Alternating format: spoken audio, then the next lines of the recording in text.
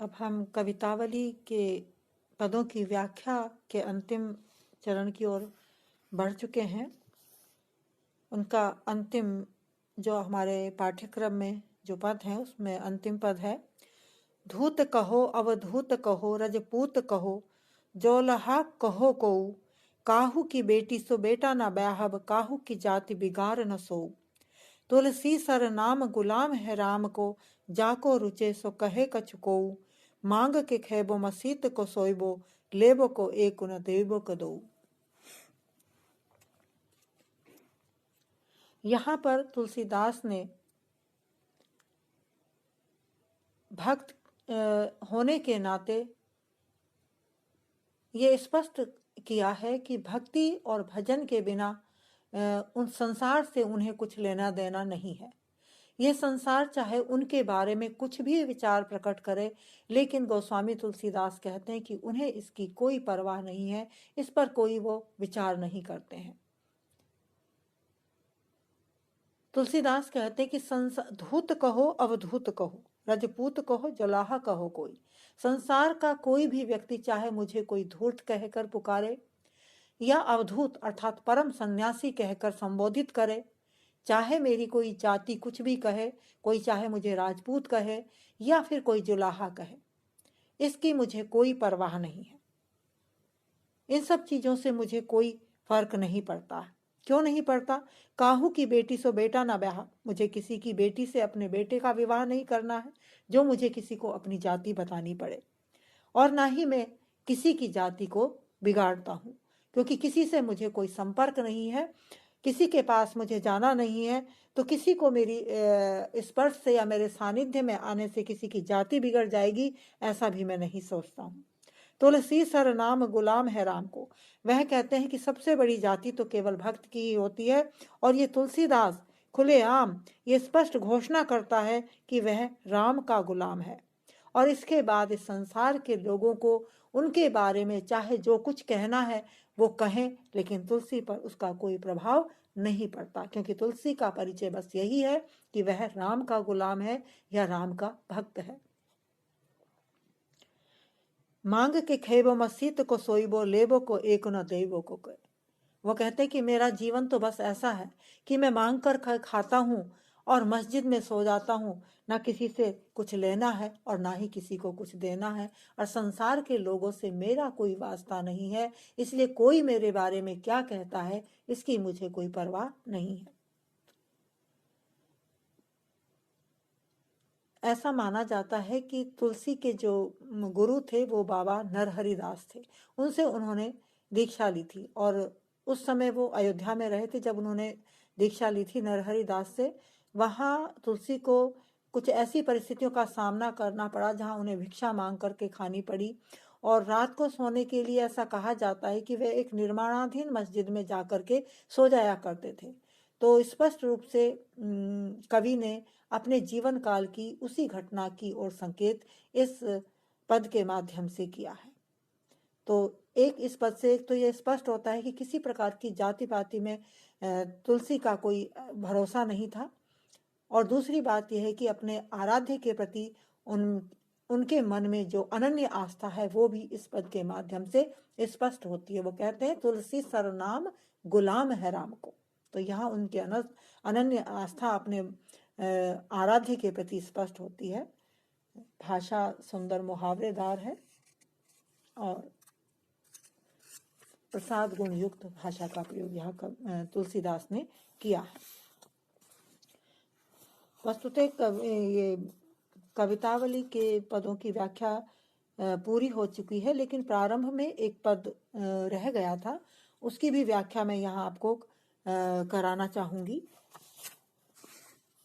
अवधेश के द्वारे सकारे गई, सुत गोद के भूपति ले निकसे।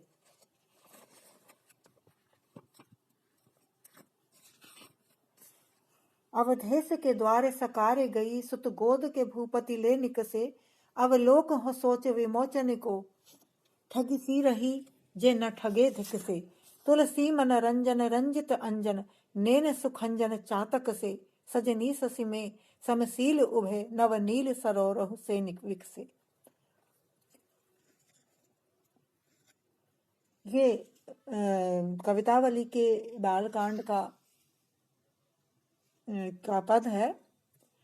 इसमें उस समय का वर्णन है जब राम बहुत छोटे हैं और उनके पिता दशरथ उनको गोद में लेकर के निकलते हैं, तो राम का जो बाल सौंदर्य है उसका बड़ा सुंदर चित्रण यहाँ कवि तुलसी ने किया है। मानो कोई सखी दूसरी सखी से कह रही है, अवधेश के द्वारे सकारे गई सुत गोद के भूपति ले निकसे। हे सखी, आज मैं राजा दशरथ के द्वारे सुबह जल्दी पहुंच गई थी, तो मैंने देखा कि सुत गोद ले भूपति के ले निकसे, कि राजा दशरथ अपने बड़े पुत्र राम को गोद में लेकर के बाहर निकलते हैं, बाहर तो अपने भवन से बाहर आते हैं। अवलोक हो सोच विमोचन को, ठगी सी रही जय न ठगे धिक से। अवलोक, राम के उस अलौकिक बाल सौंदर्य को देख करके जो सोच विमोचन को, जो हमारी सोच अर्थात हमारी चिंता से हमें मुक्त कराने वाला है, अर्थात सभी प्रकार के कष्ट और पीड़ाओं को दूर करने वाला जो उनका अलौकिक सौंदर्य है, उसको देख करके मैं ठगी सी रह गई, जे न ठगे धिक से। और जो उस अलौकिक सौंदर्य को देख करके भी मोहित ना हो, ऐसे लोगों के जीवन को धिक्कार है। तुलसी मन रंजन रंजित अंजन, नैन सुखंजन चातक से।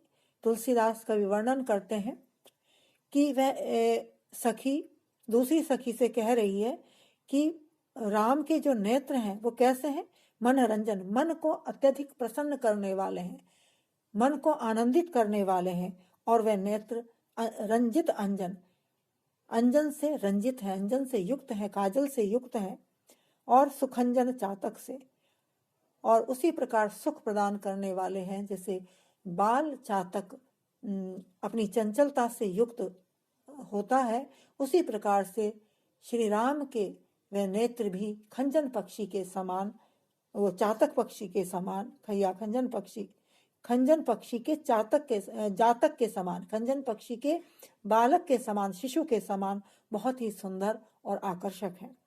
सजनी ससी में समशील उभे, नवनील सरोरहु से बिकसे।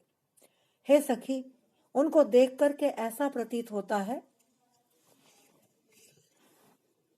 कि मानो उनका मुख तो किसके समान है, शशि चंद्रमा के समान है, और चंद्रमा में के ऊपर दो नील कमल के समान जो नील कमल उगाए हों। कहने का अभिप्राय है उनके मुख रूपी चंद्रमा में सुंदर नीले कमल खिल रहे हों, ऐसे उनके चंद्रमुख पर नेत्र प्रतीत हो रहे थे। अर्थात राम के नेत्र अत्यंत सुंदर लग रहे थे। राम के नेत्रों का जो सौंदर्य है वो अपना अद्भुत प्रभाव छोड़ रहा था।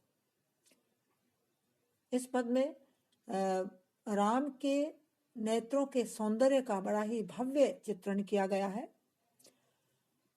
शशि शब्द राम के मुख के लिए प्रयुक्त किया है, जिस पर नेत्र रूपी दो कमल खिले हुए हैं।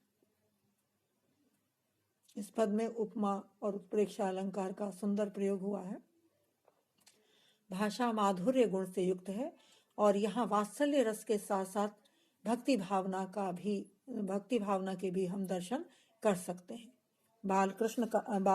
राम के जो बाल रूप का सुंदर वर्णन यहाँ तुलसी ने किया है, वो ऐसा लगता है कि जैसे बाल कृष्ण के सौंदर्य का कहीं ना कहीं इस पर प्रभाव दिखाई पड़ता है। इस प्रकार से तुलसीकृत कवितावली के प्रमुख अंशों की व्याख्या यहाँ संपन्न होती है। आपको अगली कक्षा में मीराबाई के पदों की व्याख्या और उससे संबंधित प्रश्नों की जानकारी मैं आपको प्रदान करूंगी।